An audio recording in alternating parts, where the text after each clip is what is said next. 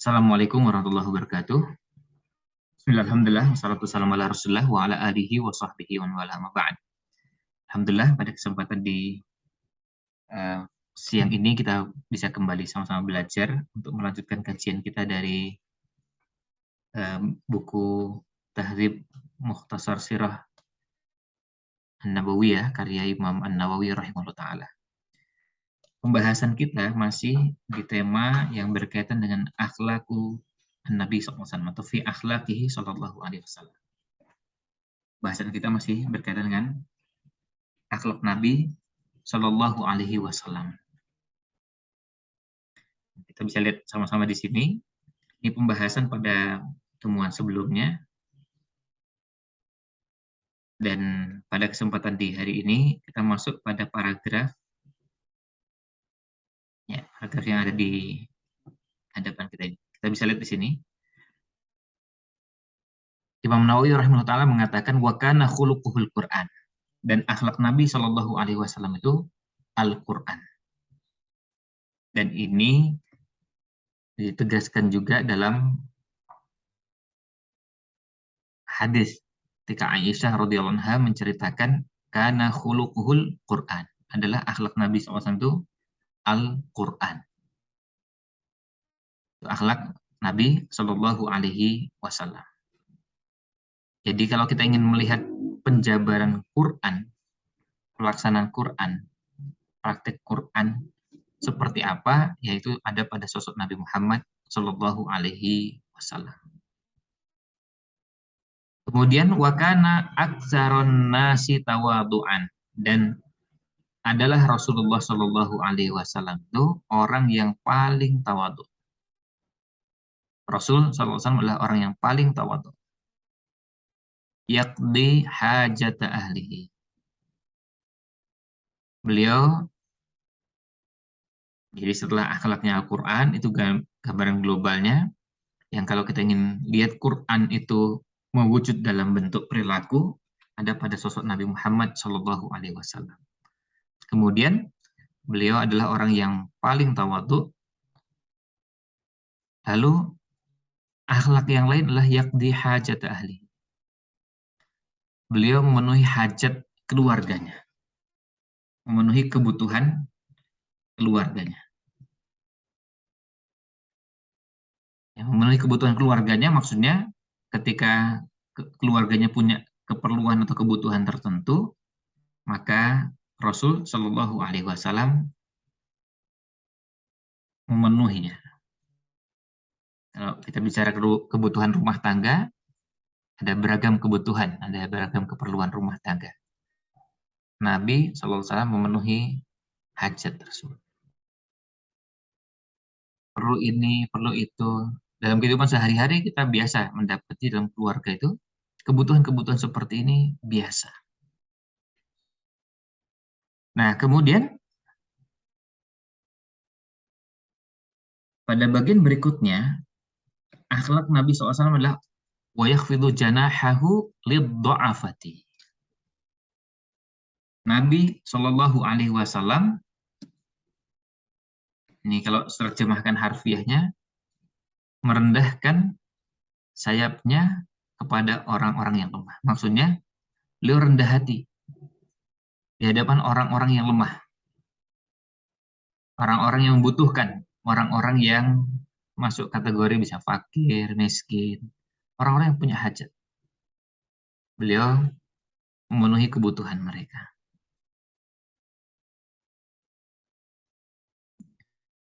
Kemudian berikutnya, wa masu ila syai'an qattu faqala la.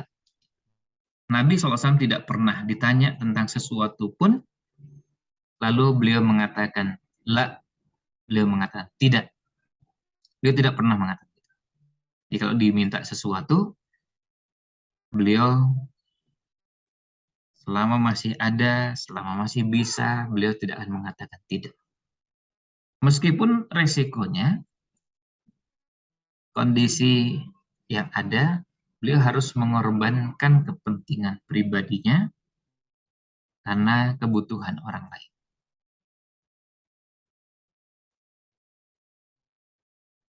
Ini namanya ithar. Ini akhlak pada level yang tinggi.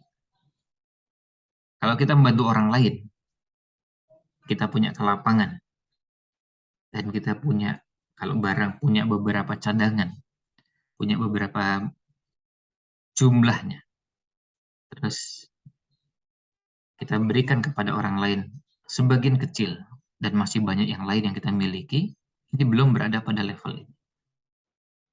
Meskipun itu sudah menjadi amal yang baik, tapi belum pada level sudah sampai mendahulukan orang lain. Nah, selanjutnya, tidaklah Nabi SAW ditanya tentang sesuatu, diminta tentang sesuatu, beliau mengatakan tidak. Wa kana ahlaman nas. Dan Nabi SAW adalah orang yang paling santun. Orang yang paling santun dengan orang lain.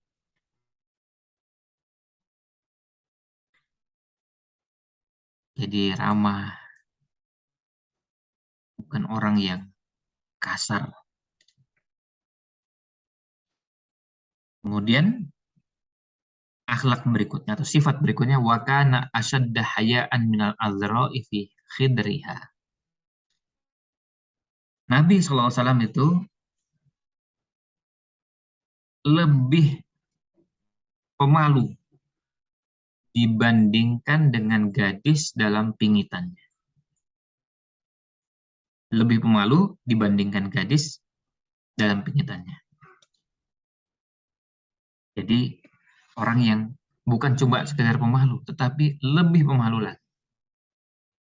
Wanita yang mulia, yang belum menikah, dia menjaga kehormatannya dan memiliki rasa malu. Malu bertemu dengan lawan jenis yang bukan mahramnya untuk menjaga kehormatan dirinya. Nah, Nabi SAW lebih malu dari itu. Wa kana asyadda haya'an min al-azra'i fi khidriha. Nabi SAW lebih pemalu daripada gadis yang belum menikah yang berada di pingitannya. Wal qaribu wal ba'idu wal qawiyyu wad dha'ifu indahu fil haqqi sawa. Orang yang dekat, orang yang jauh, orang yang kuat, orang yang lemah di sisi Nabi Shallallahu Alaihi Wasallam itu sama, punya hak yang sama, punya hak yang sama.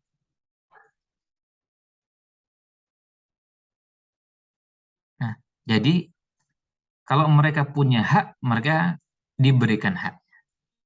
Kalau mereka benar, itu sama, mau kerabat, mau orang yang jauh, orang yang kuat, orang yang lemah sama. Bisa jadi ada orang miskin, tapi dia berada di pihak yang benar, maka dibela, diberikan haknya. Bisa jadi ada orang yang kaya, tapi berada di pihak yang salah. Maka ukurannya adalah berada di pihak mana dari sisi kebenaran, dari sisi hak, bukan dari kedekatan dan jauhnya.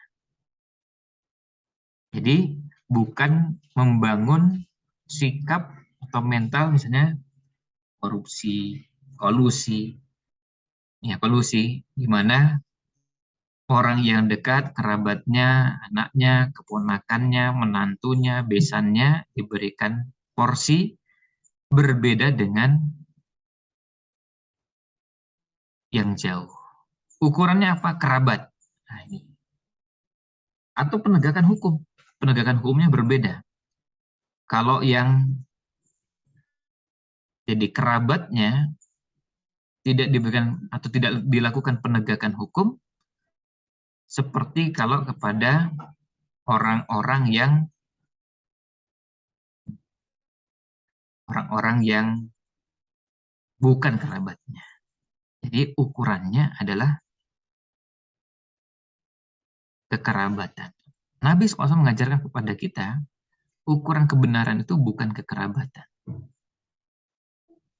tapi apakah ada hak yang harus ditunaikan.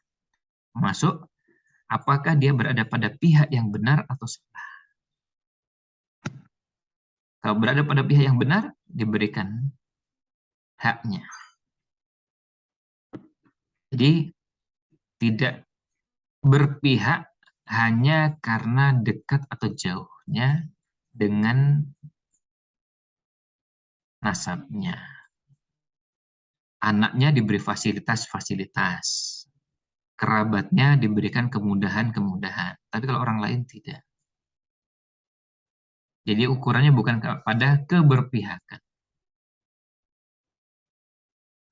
Ukurannya bukan pada keberpihakan pada dirinya, tapi keberpihakan pada kebenaran. Apakah ada hak yang harus ditunaikan atau tidak. Selanjutnya, akhlak berikutnya berhubungan dengan makanan. Wa ma'aba ta'aman qad. Nabi Shallallahu Alaihi Wasallam tidak pernah mencela makanan sekalipun. Inistahahu akalahu. Kalau beliau suka, maka beliau makan. Wa illa tarokahu. Dan kalau tidak suka ya tidak dimakan. Itu aja. Tapi tidak ada celah, tidak ada ruang untuk mencela makanan. Kita bisa jadi beda selera. Ya, bisa jadi berbeda selera makanan. Ada di antara kita yang suka makanan ini, tidak suka makanan itu. Tapi tidak ada ruang untuk mencela makanan. Kalau nggak suka, ya sudah, nggak usah dimakan.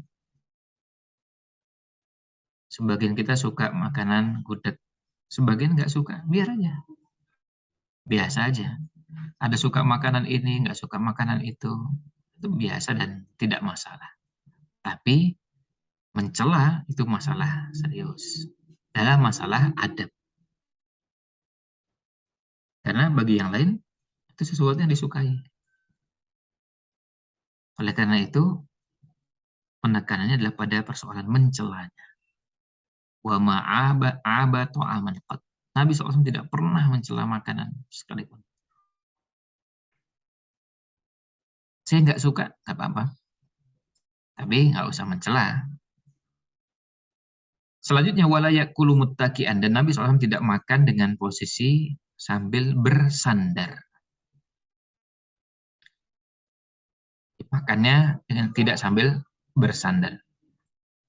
Makna bersandar itu bisa bersandar ke belakang atau bisa bersandar ke samping dengan cara bertumpu pada tangan. Misalnya posisinya duduk, kemudian tangannya menjadi tumpuan untuk duduknya.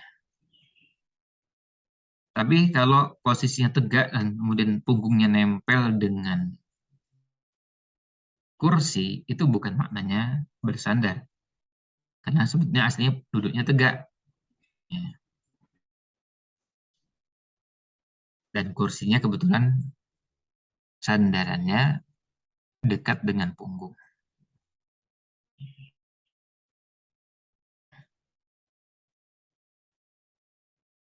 Nah, kemudian wala ala khiwanin. Kita bisa lihat di sini ada catatan kakinya al-khiwan kalimatun mu'arrabatun tutlaqu ala martafa anil ardi liu kalat ta'amu alaihi. Wa qad rawal Bukhari rahimahullah an Anasin annahu sallallahu alaihi wasallam ma akala ala khiwanin qad. Ya, Nabi Shallallahu Alaihi Wasallam tidak pernah makan di atas khiwan. Khiwan itu artinya tempat yang tinggi. Ini kata serapan dalam bahasa Arab untuk menunjukkan bahwa khiwan itu untuk semua bagian permukaan bumi yang lebih tinggi. Martafa anil ard. Liu kalat ta'amu alaihi. Untuk makan di situ. Jadi bisa pakai meja atau pakai apa yang lain supaya bisa makan di tempat yang tinggi tersebut. Nabi SAW tidak makan dengan cara seperti itu.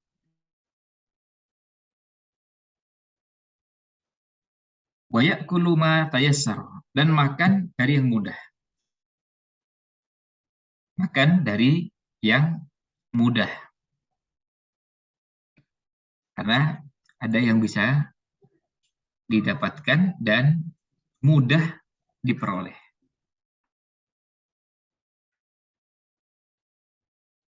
Sebagian mengatakan bahwa yang dimaksud adalah yang mudah, maksudnya mudah dijangkau. Wala yamtani'u min mubahin ma. Beliau Shallallahu Alaihi Wasallam tidak menolak apapun yang mubah, tidak menolak makanan apapun yang mubah.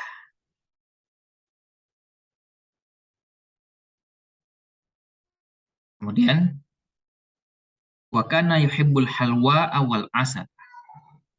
Nabi Shallallahu Alaihi Wasallam suka al-halwa. Al-halwa itu artinya manisan. Yang manis dan wal asal dan madu.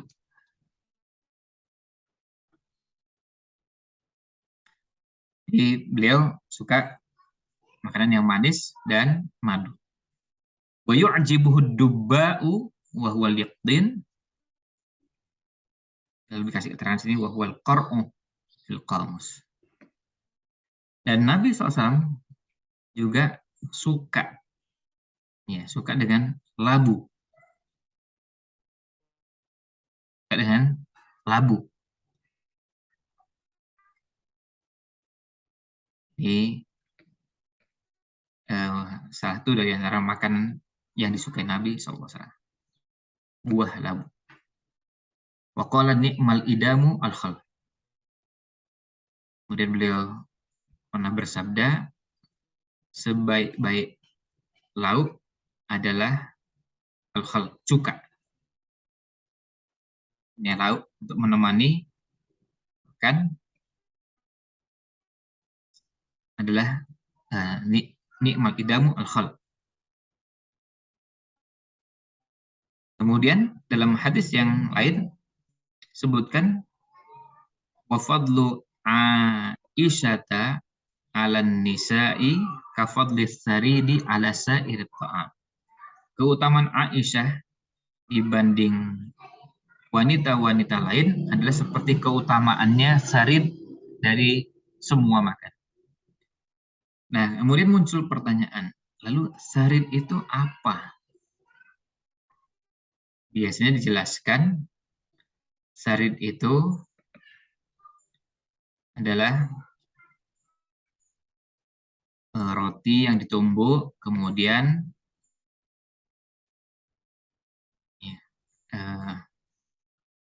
dicampur dengan sayur, dan jadilah makanan yang kita kenal dengan nama sarid.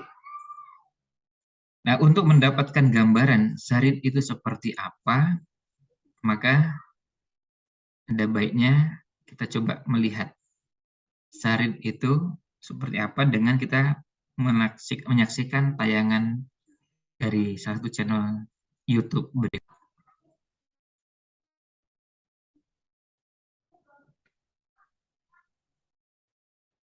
Supaya kita punya gambaran tentang sarid itu seperti apa. Dan ini prosesnya, ini namanya sarid.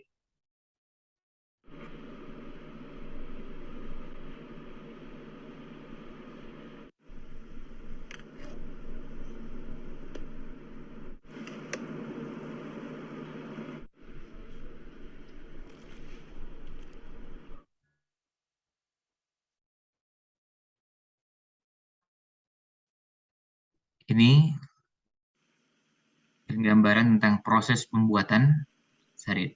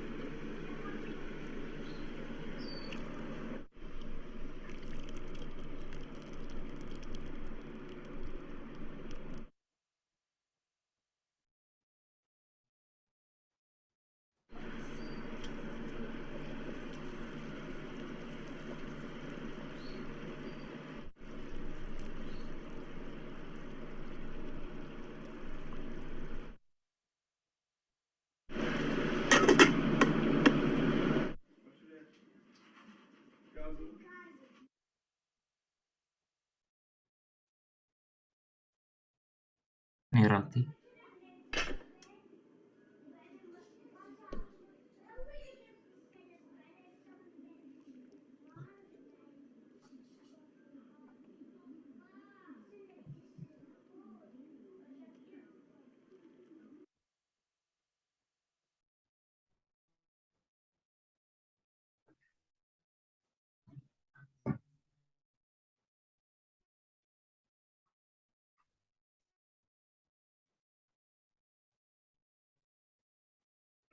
Ya, itu ya tadi yang dinamakan dengan sarid. Jadi itu proses pembuatannya, dan sengaja kita tampilkan supaya bisa mendapatkan gambaran tentang saridnya. Ya. Nah, di sini disebutkan wa fadlu Aisyah 'ala nisa'i ka fadli as-saridi 'ala sa'iri ta'am. Jadi satu dari antara sekian banyak makanan yang disukai oleh Nabi Shallallahu Alaihi Wasallam. Sementara sampai di sini dulu bahasan kita untuk beberapa bagian dari bahasan ini. Karena di bawahnya juga masih ada beberapa yang lain. Jadi mudah-mudahan dari ulasan ini bisa memberikan gambar kepada kita bagaimana makanan yang disukai oleh Rasulullah SAW, kemudian juga bagaimana adab dan akhlak Nabi SAW ketika makan. Demikian ulasan yang bisa kami sampaikan. Mudah-mudahan ada manfaat yang bisa diambil. Mohon maaf jika kurang berkenan. Wallahu a'lam. Sallallahu alaihi wasallam ala Nabi Muhammad wa ala alihi wa sahbihi ajma'in.